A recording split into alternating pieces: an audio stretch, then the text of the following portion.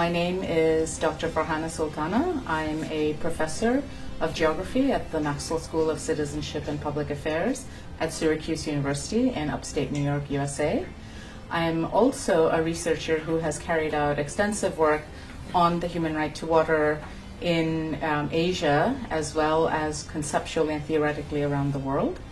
My research has looked at different aspects of water politics, water development, issues around climate change, water governance, and specifically around how issues around water affect poverty, livelihoods, and sustainable development. Okay. So from my experience on researching water for many years, and from what I've learned from colleagues, from research participants, as well as through teaching, is that water is an issue that is becoming increasingly a problem globally, but not everybody experiences water crisis in the same way, and not everybody has the same kind of understanding or appreciation of the global water crisis. So I have lived and worked on 3 continents, and in these 3 continents, I've worked and lived amongst very different kinds of people. And one thing I've noticed is that although water is the one thing that ties all of us, we all need water. Yeah, water is life. But not everyone appreciates the resource called water because their need or access is not the same.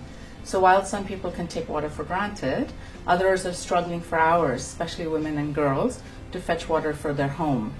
And as a result, what we're seeing is the lack of water is one of the leading causes of impoverishment and increasing social disparity and lack of social growth, public health crises.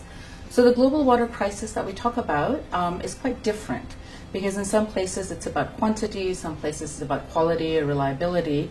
But if we don't think about access and control sufficiently, we're never going to understand how water is very much a political issue. So water is essentially about power. And the geopolitics of water shows that some countries and some regions have plentiful water, whereas others who don't are struggling for it.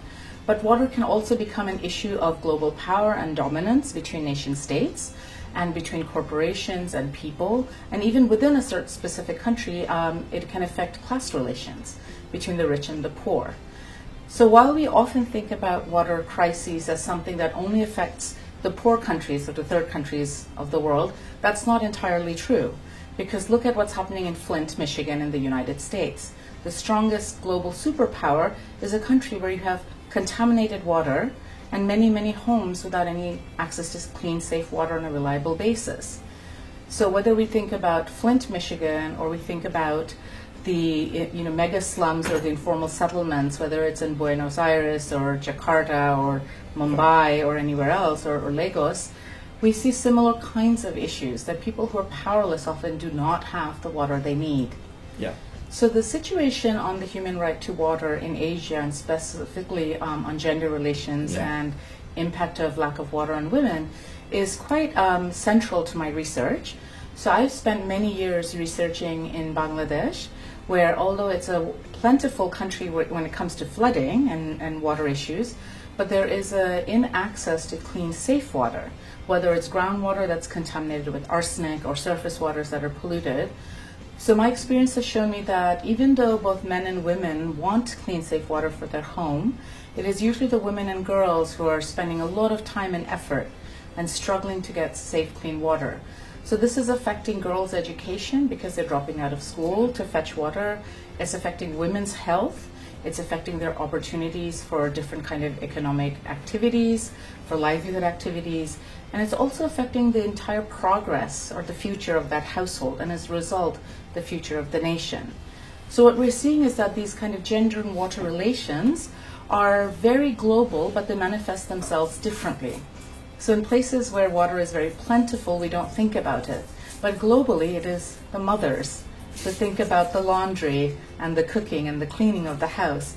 So water is very much a gender issue everywhere, but it just looks different in different places at different points in time.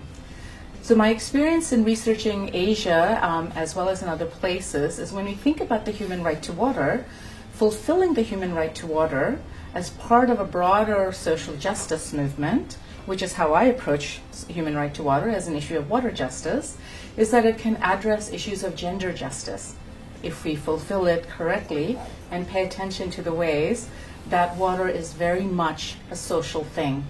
And providing water is a moral and ethical issue that I think all governments and political powerful people should pay attention to.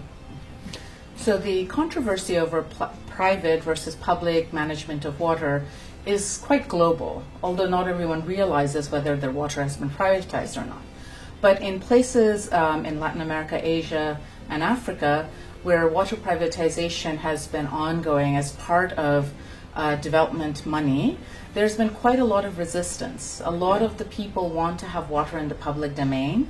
They want water as a public good to be kept in the commons, because that means they can therefore participate in a democratic system of water governance. But once water is privatized, people cannot participate in how the water is managed or delivered or serviced.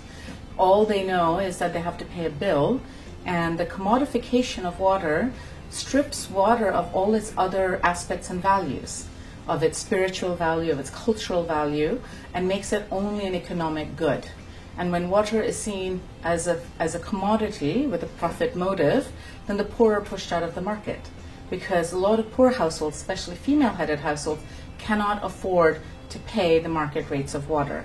And as a result, what we're seeing is, in many, many countries, people are opting to drink contaminated water because they cannot afford the price of the safe, clean drinking water.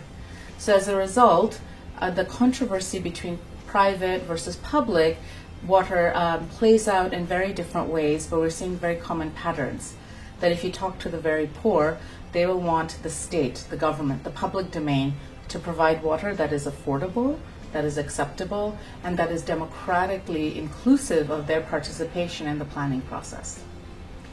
So to resolve the current crisis of the human right to water, I really think one of the key things is education. We need to teach globally about what the human right to water means. It does not mean free water, but it means the right to be able to have a decision-making voice and to participate in a water democracy. That is the way I understand the human right to water.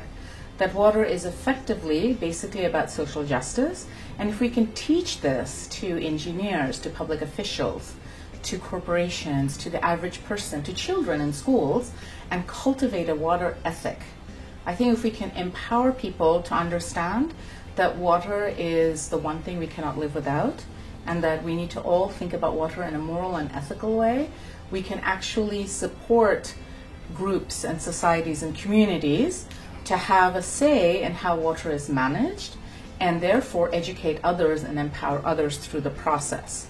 At the same time, I think we also need to cultivate and support all different agencies and institutions, whether it's civil society, political parties, governments, education sector, all kinds of other groups of professionals, and recognizing that this thing that we take for granted in many places should not be taken for granted. Yeah?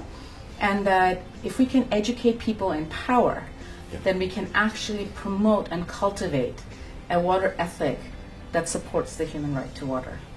Okay. So my wish in promoting the human right to water, or my ideal dream, would be that we have a world that is free of water strife, that a world where everybody has access to clean, safe drinking water that is affordable, accessible, acceptable, reliable, and basically something that people are both taking part in terms of planning and delivery or having a say, and where water is not the source of marginalization or poverty. So in an ideal world, this one resource, this water, which is biologically necessary and non-substitutable because we cannot drink oil, should be available to everybody. We should not live in a world where nearly 1 billion people don't have clean, safe water on a daily basis. Yeah, and this is not for luxury. This is just for survival.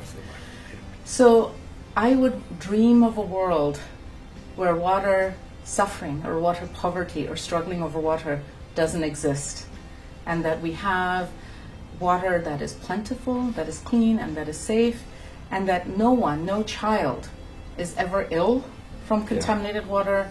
No mother has to walk for hours to fetch clean, safe water. No father has to worry about paying water bills. And a system where we can worry about other issues that can separate and divide people, but not water. Water is one thing we should not have as a source of suffering in this world. It is unconscionable that in the 21st century, we still do not have clean, safe water for all. And my dream is that we live in a world, or we can create a world, where we promote water justice and the human right to water.